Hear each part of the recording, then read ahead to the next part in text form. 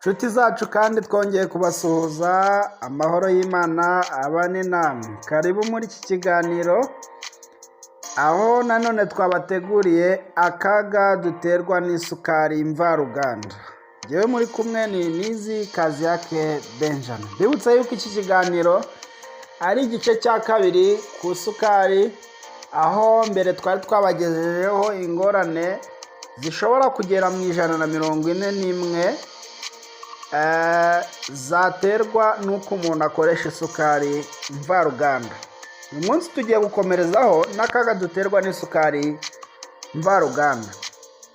Ndibutse yuko isukari ivuga hano ari ikomoka mu bisheke, ariko yabanje kunyuzwa mu nganda iyo bita sucre raffiné. Umubiri ukeneye isukari ndemano, birumvikana iva mu biribwa niyo nziza, ariko iyo bigeze ku isukari ikomoka mu bisheke biba ari ibibazo. Ndavuga ikomoka mu bisheke ariko ikaba yaranyuzwe mu nganda kugira ngo itunganywe igirwe yayindi tuzi mu mifuka, ku masoko cyangwa mu biribwa binyuranye. Igisheke ubwacyo kiba gifite isukari kugera kuri 15%, kandi iyo sukari y'igisheke iba ari nziza cyane. Ariko iyo kimaze kunyuzwa mu nganda kizimiza byinshi cyane, harimo cuivre, magnesium ku rugero rwa 93%, kizimiza vitamine zose 100%.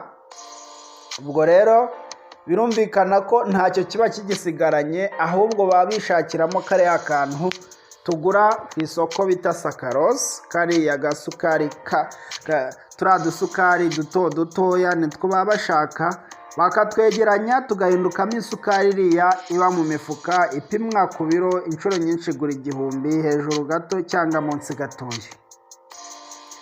Impamvu rero bivugwa ko ari mbi ni nyinshi cyane, ariko zimwe muri zo ni uko nta vitamine n'imwe iba ikirimo, kandi imyunyungugu myinshi barigendeye nka cuivre, magnesium n'ibindi. Ngayo nguko rero niyo mpamvu, ariko izindi mpamvu turazivuga hepfo.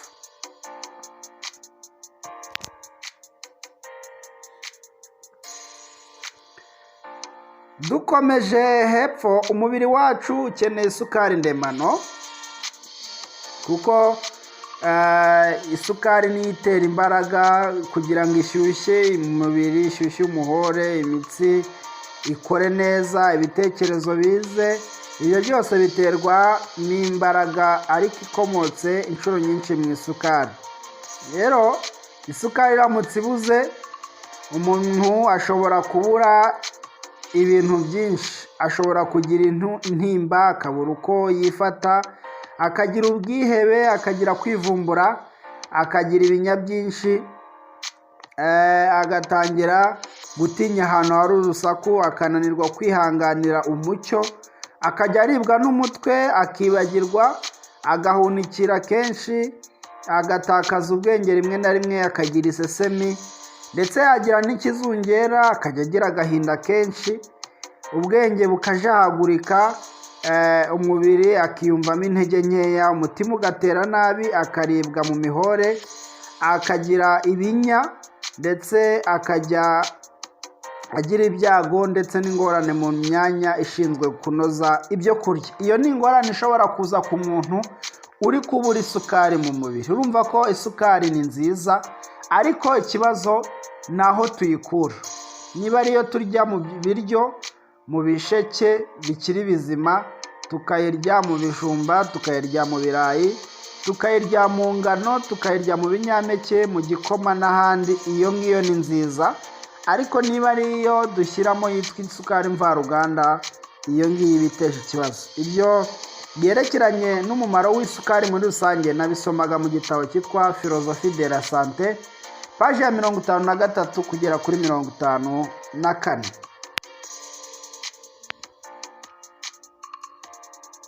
Isukari mvaruganda rero, saccharose, irimo imbaraga zituma amenyo arwara. Ubwo tugeze ku isukari iriya igurwa ku isoko. irimo imbaraga zituma amenyo arwara, itera imvururu mu gifu, ikacyongerera indurwe. Iyo umuntu ayiriye ari kurya yisigarira mu gifu, niyo mpamvu indurwe ihita iba nyinshi mu gifu. Itera igifu kudakora neza kandi ituma amara aziba ndetse akanuka. Isukari mvaruganda sucre raffiné irwanya abasirikare b'umubiri. Wenda reka tuvuge nko mu ngero, garama 150 y'isukari ihwanye n'isukari iri mu macupa 2 ya Fanta. Ubwo garama 150 reka tuvuge ko ari nk'utuyiko 15 dutoya, hanyuma bihwanye n'isukari bashyira mu macupa 2 ya Fanta. Iyo sukari ishobora kugabanya 1/2 z'imbaraga zirwanya mikorobe mu mubiri. Bivuze ngo 1/2 cy'ubudahangarwa gishobora guhita kigabanuka ako kanya mu gihe umuntu anyweye amacupa 2 ya Fanta icyarimwe. Ibyo kandi bikorwa hagati y'isaha imwe n'amasaha 2, ubudahangarwa bukagabanuka. Niyo mpamvu hari abanywa Fanta bagacika intege cyangwa kumva ntazi uko ameze, no kubera isukari baba barashyizemo. Ubwo rero ku banywi ba soda na Fanta ni ugukora attention, ndetse bitangwa mu nama n'amabwiriza ko unyweye Fanta atagomba kurenza Fanta byibura imwe yonyine. Iyo agejeje kuri 2 aba agiye kwiyangiza. Nicyo gituma abarya isukari kandi bakunda kurwara kuko insoro zera cyangwa globule blanc ziba zagize ibibazo, zavunaguritse mu kurwanya iyo sukari bayinjiye mu mubiri mu gihe umuntu amaze kuyirya. Umwana w'imyaka 5 yanyoye isukari ingana n'iy'umuntu mukuru ufite imyaka 60, aba ari isukari imurenze kugera ku rugero rw'inshuro 3. Ibyo rero ntibyatuma utangara mu gihe umwana wawe ahorana ibicurane ndetse agahorana n'indwara z'umuriro nk'inkorora n'ibindi. Ubwo indwara z'umuriro harimo inkorora, guhora umuntu arwaye ibintu bisa nkaho indwara zo mu buhumekero muri rusange zikunze kwitwa indwara z'umuriro. Ubwo rero ibicurane, guhumeka nabi, za ndwara zose zifata mu buhumekero, ntibitwa gutangaza umwana wawe nubona ahora arwaragura indwara zimeze zityo. Ni mu gihe waba uhora umuha isukari, kuko isukari yangiza iyo myanya. Iyi sukari ibaye nyinshi mu maraso, urwagashya rutangira kunanirwa umurimo wo gukora insuline. Ubwo insuline rero kandi ifite umumaro ukomeye cyane kuko igabanya isukari mu maraso, hanyuma urwo rwagashya rugatangira gukora uwo murimo ukomeye cyane wo guhangana n'igitero cyaje. Ubwo rukananirwa. Iyo rumaze kunanirwa rero, ako gahato ka buri munsi, kuko benshi banywa isukari buri munsi, urwagashya ruhangana nayo, rukora imisemburo ikaba mikeya. Ako gahato ka buri munsi gatuma urwo rugingo rukora birenze urugero, rukagera ubwo rugwagacuho rukananirwa. Ubwo rero isukari ikajya yigira mu maraso byoroshye cyane, ariho umuntu bavuga ngo yarwaye diyabete.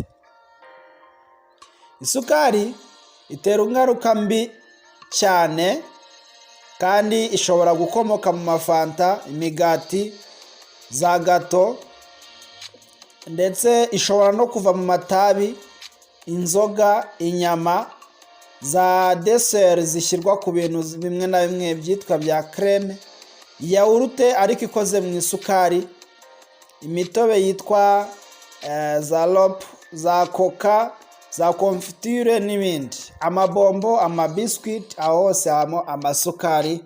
Mbese ibintu byose umuntu arya kumva biraryohereye kandi bitarimo imbuto, inshuro nyinshi haba harimo amasukari.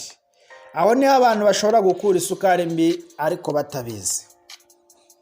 Isukari rero itera indwara ya diyabete, ibyo byo dutuwe tubizi. Iryo zina ubwaryo risobanura kwambukiranya, diyabete. Ubwo ni indwara irangwa no gusohora inkari nyinshi, igiramo amoko, ariko wenda reka ibyo twe kubijyamo kuko hari diyabete ifata abasore, igafata, hari diyabete ishobora gufata abakuze, hakaba n'amoko agiye anyuranye. Reka aho twe kuhajya, ariko mbibutse yuko ushaka kuvura diyabete yatewe n'iyo sukari nyine cyangwa yatewe n'ibindi, diyabete wafata igitunguru gitukura ukakivanga n'indimu ikiri icyatsi itarasaza ngo ibe umuhondo. Ntabwo kuba umuhondo ari ugusaza, ahubwo ni kuvuga itarakura ngo igeraho ibe umuhondo, ikiri icyatsi ariko ikuze nyine. Ukongeraho ibiyiko 2 by'amavuta y'ibihwagari meza, kuko hari amavuta y'ibihwagari aribwa ari mabisi.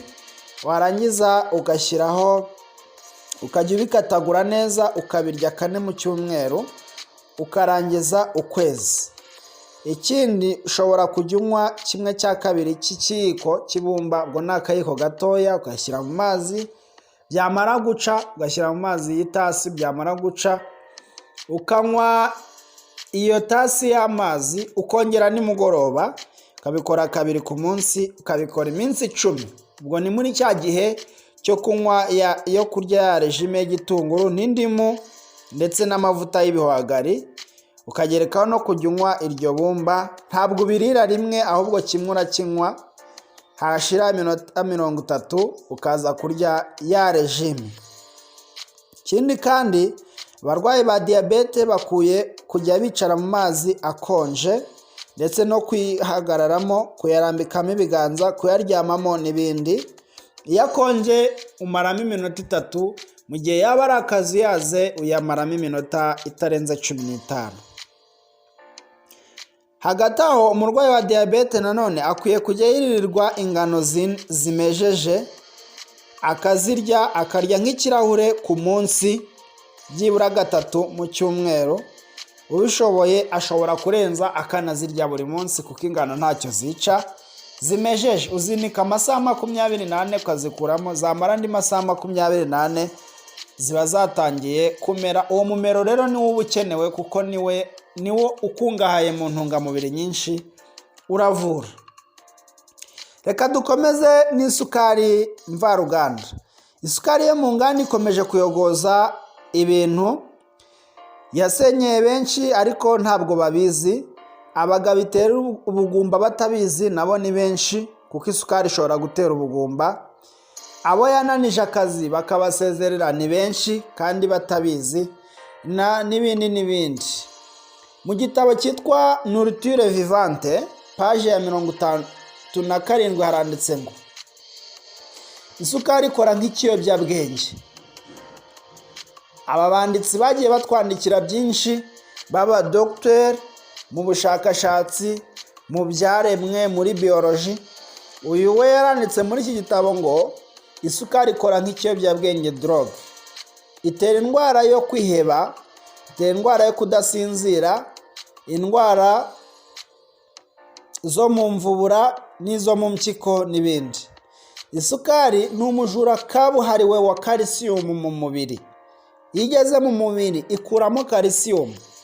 Ndikubibutsa ko calcium umubiri hafi ya wose ugira ari ibiro 3.5, kandi 90 byayo kuzamura yibera mu magufa. Bivuze ngo niba isukari ikura calcium mu mubiri, iyo umuntu akunda kuyinywa aba ikimuga cy'amagufa, akunda kurwara indwara z'amagufa n'imigongo n'ibindi, kuko calcium iba yavuyemo. Uyu munyu mwimerere, umumaro munini ukorera mu magufa, ukagera mu menyo, undi ujya mu nyama, mu muhogo n'ahandi. Calcium ishobora kuvura imyuna, ifasha indwara, ivura amagufa, ivura utubyimba, imvune n'ibindi. Itanga amashereka, iribwa n'utwite, ikwiriye umuntu utwite cyane, ifasha igifu, ituma umutima utera neza, ifite uruhare mu gutunganya ibitekerezo, ituma amaraso avura yongera imbaraga kandi niyo yoza ingingo. Ibyo wabisanga mu gitabo cyitwa Delice du Potager paji ya 81 kugera kuri 82. Noneho uwo mumaro ukomeye ukorwa na calcium, ariko ikibabaje isukari igeze mu mubiri ikura calcium mu mubiri. Urumva ni ikibazo. Byemejwe neza ko abantu 9 ku 10 barwaye bazira kubura imyunyu myimerere cyane cyane calcium. Impamvu bibatera rero ni ugukunda isukari, kandi mu byo barya ntibakunde kurya ibintu bibisi. Ubwo rero urumva ko bikomeye cyane bavandimwe inshuti. Ntabwo isukari ari icyoroshye. Dore ingaruka mbi yo kurya isukari. Umuntu ukunda kurya isukari aribwa n'umutwe, kugira umunaniro mwinshi, ashobora kugira n'amahane, agira indwara zinyuranye zo ku ruti rw'umugongo, ashobora kugira ubwihebe, akabura ubushake bwo kurya, akibagirwa cyane cyangwa akagira impatwe, akagira ingorane mu mibonano y'abashakanye, yagira indwara z'amenyo, akaribwa mu ngingo, imyakuro irananirwa, akagira intekerezo ngufi, kandi akagira ibibazo bijyanye no gutekereza, ashobora kugira ibibazo bijyanye no gushaka kwiyahura. Kurya isukari kandi iva mu nganda nibyo bihamagara indwara nyinshi mu mubiri. Umwanditsi w'igitabo cyitwa Nourriture Vivante kuri ya paji ya 37 yarakomeje arandika ngo isukari yera, ngo ni isukari iriya yo mu nganda, imereye n'aba bantu mu buzima, imaze kwivugana benshi kurusha inzoga. Impamvu isukari yica benshi kurusha inzoga ni uko benshi bayinywa ntacyo bikanga, batikanga karimbi, kandi rushubukana inzoga bavandimwe. Umuntu wiyemeje kujya anywa amacupa 2 y'inzoga ku munsi, n'undi wiyemeje kujya anywa isukari ingana nayo ku munsi, urwara mbere n'uwanyweye isukari. Rero isukari mvaruganda ntabwo yoroshye, kandi ikibabaje inywebwa na bose, mu gihe inzoga zo zitanywebwa na bose. Rero isukari ntabwo yoroshye. Isukari itera umubyibuho urenze, kuko iyo ibaye nyinshi ihindukamo amavuta, yongera urugimbi rwinshi mu maraso, igatera indwara za obesity. Rero iyi ndwara ikunda gufata abantu batakunda kugenda ingendo z'amaguru, badakora imirimo ituma batutubikana n'ibindi. Rero reka isukari nanone imerera nabi umwijima. Isukari iyo igeze mu mwijima irya vitamine A na B, ni ukuvuga ngo izikuramo. Aya mavitamine kandi niyo ashinzwe kurinda umwijima. Niyo mpamvu isukari itera umwijima. Iyo umuntu yibanze ku isukari akayihorera, agakunda kuyigira inshuti, iragenda ikamubuza kuryoherera, kugeza ubwo umuntu ashobora kunywa ikintu itarimo agacira cyangwa kumva ntikiryoshye. Ibuza abantu kwihangana, igatera ihuri mu mitsi yumva, umuntu agafata imyanzuro ihubukiyeho. Isukari kandi ku mwana ni nk'inzoga ku muntu mukuru. Iyo umuntu akunda guha isukari abana be, ni nk'aho akunda kubaha inzoga. Ububi bw'isukari yo mu nganda ni bwinshi cyane. Ishobora gukura ibyitwa fibre mu mubiri, ikura ibyitwa enzyme mu mubiri. Fibre ni utugozigozi dutuma ibiryo bica mu mara neza bitagoranye, kandi bidateye impatwe cyangwa hemorrhoid, bidateye kwituma impatwe. Isukari ishobora gukura enzyme mu mubiri, ikura za vitamine nyinshi mu mubiri, ikura imyunyungugu mu mubiri. Iyo imaze kutwiba vitamine B ya mbere, itera n'ibindi bibazo byinshi. Ibitunyaze rero ibyo twari dukeneye byose, ibyo wabisoma mu gitabo cyitwa Delice du Potager paji ya 64 kugera kuri 65. Rero kugira ngo umuntu abone icyo avuga abanza gusoma, kandi mbere yo kuvuga umuntu abanza gutekereza. Niyo mpamvu iyo umuntu adasoma akwiye guceceka, niko abahanga bavuga ngo sitineripa tetwa, bishatse kuvuga ngo ntacyo wabona uvuga utizi iby'abahanga, ntacyo wabona uvuga utizi ibyo hanze aha, ntacyo wabona uvuga utizi ibyo abashakashatsi bavuga ku kintu runaka, ntacyo wabona uvuga utizi icyo Imana yavuze ku bintu runaka.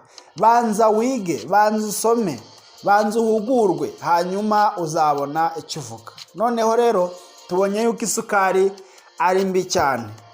Icyitonderwa kandi, kugira ngo amara yacu akore neza akenera ibyitwa fibre. Fibre ni utugozigozi dutuma amara akora neza, ibiryo bihagera bigatambuka neza nta kibazo. Ikibabaje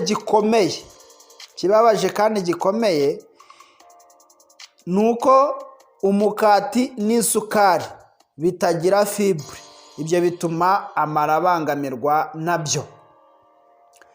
Ubwo rero ni ikibazo giteye inkeke. Rero isukari yo ushobora ukayivuga bukira ukivuga, bitewe n'uko abahanga bamaze kuyibonaho ibibi byinshi cyane, ariko ni ahacu gufata imyanzuro myiza ku byerekeranye n'isukari. Tuti se wayisimbuza iki? None se tunywa igikoma kibereye aho, tunywa icyayi kibereye aho? Iyo umuntu ataramenya neza icyayi icyo ari cyo, niwe utangira kujijinganya ku by'iyo ngingo. Icyayi ni iki? Icyayi ni ugufata ibyatsi binywebwa nk'icyayi, byagenwe kunywebwa nk'icyayi, ukabiteka warangiza ukabinywa. Bitarashyirwamo isukari byitwa icyayi, bitarashyirwamo ubuki byitwa icyayi.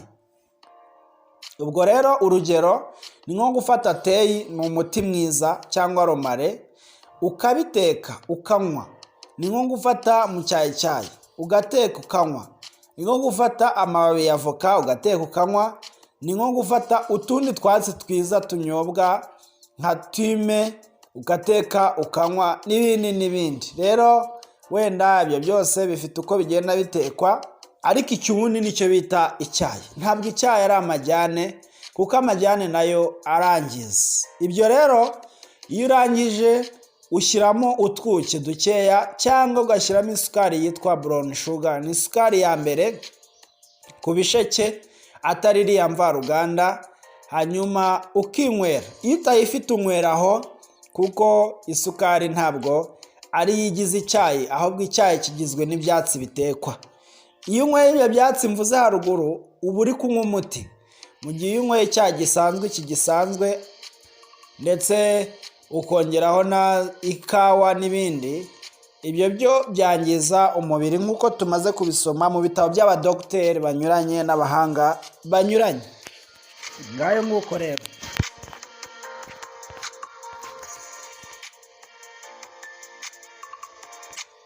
Wenda hari wari ufite ingorane yo kwibaza impamvu uhorana ibicurane, impamvu uhorana umutwe, impamvu uhorana umugongo, impamvu oya, bishobora kuba nanone ari indwara zatewe no gukoresha isukari. Mbibutse yuko kwirinda ni iki? Kwirinda ni ukureka burundu ibyangiza umuntu agakoresha ibizima bimugirira neza, nabyo akabikoresha neza. Iyo umuntu amaze kuzibukira ibimwangiza agahindukirira ibimugirira neza, icyo gihe aba atangiye urugendo rwo kwirinda, kandi indwara ziba nkeya mu mubiri. Ubu ni ubutumwa bwiza rero twabagezagaho. Ngaho Imana ibafashe, namwe mufate imyanzuro myiza. Ibyiza ni byinshi byo tuzajya twiga, ariko ngaho mutangiriye ku cy'isukari. Imana ibagirire neza. Umunsi mwiza.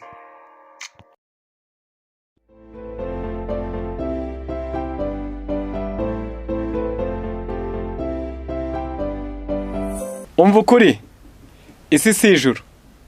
Ku isi naho ibintu bitagenda nk'uko ushaka. Yeremiya we yabivuze neza. Mu gice cya 12, umurongo wa 12, yaravuze ngo kuri iyi si nta kizima kihafitiye amahoro. Upanga kunguka kandi winjiye mu gihembwe cyo guhomba. Wanika ushaka izuba rikaza rakayagirizo gateguriza imvura ikaze. Wiruka ku mahoro ugatakaza nayo wari ufite. Umubwiriza igice cya 9 umurongo wa 11 we yabivuze neza. Ntabwo ari uburanga ruba wagize, ntabwo ari ubujiji, si n'ubushobozi buke, ibitagenze nk'uko ushaka ku isi ni ku isi imeze. Umva ukuri, isi si ijuru. mu mubwiriza haranditse ngo nongeye kubona munsi y'ijuru mbona yuko aho basiganwa abanyambaraga atari bo basiga abandi, kandi mu ntambara intwara atari zo zitsinda, ndetse abanyabwenge si bo babona ibyo kurya, n'abajijutse si bo bagira ubutunzi, n'abahanga si bo bafite igikundiro, ahubwo ibihe n'ibigwirira umuntu biba kuri bose. Umva ukuri, iyi si ijuru, naho ibintu bitagenda nk'uko ushaka. Erega si kuri twe abantu gusa, n'Imana ntabwo byagenze uko ishaka. Ntimuzi se ko n'abamarika bayinaniye babimburiwe na shefu wabo uwitwaga Rusifero? Mu ijoro hakaba intambara, akavuyo kagatangira. Ni Ibyahishwe 12 muzahere ku murongo wa 7. Satani nawe ntiyayinogeye kandi yayobeje n'abandi. Byanditswe mu Byahishuwe igice cya 12 umurongo wa 4 ngo umurizo w'icyo kiyoka ngukurura 1/3 cy'inyenyeri zo mu ijuru. Ntiwumva se ko yayobeje n'abo batagatifu siko Imana yari yabipanze? Umva ukuri, isi niko imeze, ntabwo bigenda nk'uko ushaka. Ntibikakurushye ngo bikumarire igihe ubitindaho. Umugore wawe, umugabo wawe se, umwana wawe, umukozi, umuturanyi bashobora kukubera ikirumbo. Ndimuhuze, ni ku isi imeze. Isi bigenda uko udashaka. Umva ukuri, hari abavuga bati reka twihumurishe gushaka ubutunzi. Muzasoma mu Migani igice cya 20 umurongo wa 21 ho haranditse ngo umwanda ubonekeye mu maguru mashya mwitangira ngo amaherezo nawo nuhira. Ubwo rero abantu bajya babushaka ntibubahire.